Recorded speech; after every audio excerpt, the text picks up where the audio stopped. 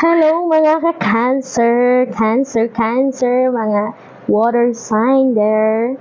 Okay, 6-9, fish, cancer. So, ano nga ba ang magaganap sa'yo ngayong huling dalawang buwan ng taon na 2025? Wow, pentacles. Wow naman, ang sipag naman ni cancer natin. Ang sipag naman ni girl. Naman. Yan ang gusto ko, masipag.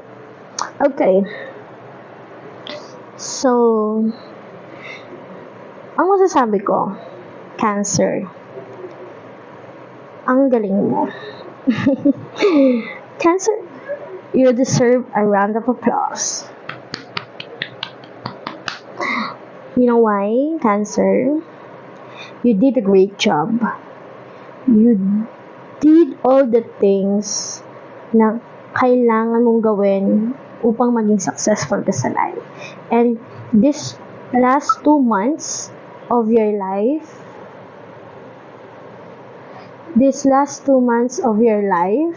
ay nako, pile number, ano ba pile number? Sorry, Cancer. Okay. This last 2 months of your life for 2025, Cancer, ang gagawin mo lang, alam mo kung ano, to enjoy everything that you harvest, that you, kumbaga, you're reaping what you sow. In a good way, ha? So, ibig sabihin nito, Cancer, hindi ko naman sinasabing madami kang pera. Pero possible, no?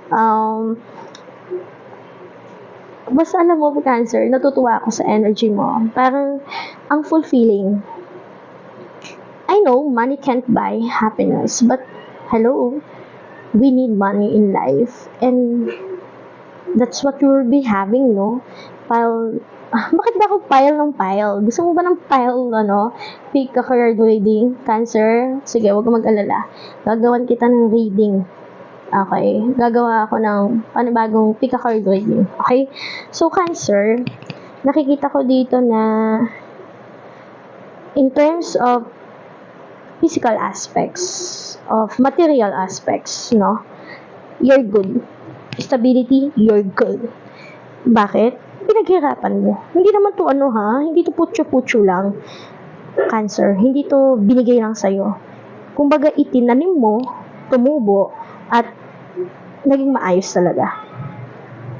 Okay? Pinaghirapan mo to, and you deserve every single thing na magiging sukli sa mga ibinayad mo. No?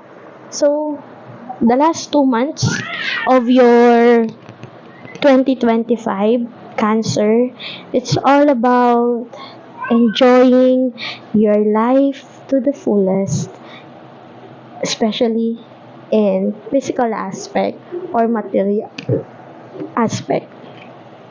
Hey, Cancer.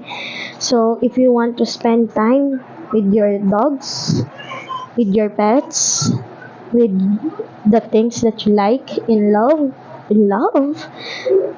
you like in life, or you love in your life, or even your love life, ang ganda. It's so fulfilling. Ang nakikita ko sa'yo, at the end of this year, 2025, Cancer, you feel contented. At the same time, you feel grateful na, thank you, Lord, for all the blessings. Yan lang. Napaka-genuine ng reading mo, Cancer. You deserve it. Okay? So, ano pa? Let's have the message for life, in life. of life. So, growing. Wow, ayan na. Sabi ko sa'yo eh. Nag-grow na yung tinanim mo na kabutihan sa mundo. Today, I understand that I am here to learn, to discover, and grow. When I nourish myself with my inner light, my inner divinity grows. When I study the messages that life brings me, I am improved in the eyes of God. When I strike a balance between the material and spiritual worlds, I am freed of inner conflicts. In these ways, I grow my own soul. So, you're growing na in a good way. Diba? You deserve everything. Ang masasabi ko lang sa'yo, Cancer, you deserve it. Okay? I know, in perspective of spirituality, when it comes to God, of course, we don't deserve anything. But if God give this to you, it means you really need that. No? You need that. Okay?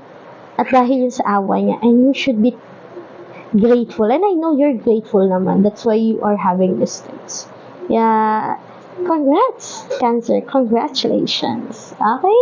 So, I think at the end of this year, ang saya-saya mo, Cancer. Okay? So, thank you for listening, Cancer. And we'll see you again in our reading.